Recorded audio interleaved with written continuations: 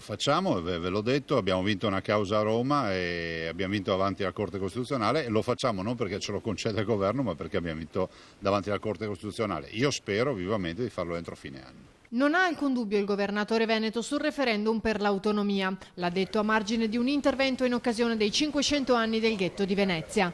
Zaia ha annunciato che invierà una lettera al governo per chiedere che il referendum avvenga lo stesso giorno di quello per la riforma costituzionale. Si risparmia innanzitutto un sacco di risorse, che sono circa 14 milioni di euro risparmiati per i veneti. Non ne ho mai fatto un mistero, avviso e annuncio che sto per scrivere una lettera da mandare al governo per chiedere che venga messo in calendario il nostro referendum, quello dei veneti, con quello nazionale di Renzi. E per quanto riguarda il negoziato sulle materie competenti, Devo dire che fino ad ora si è discusso in maniera propositiva, sia con il ministro Costa che con il sottosegretario Bressa.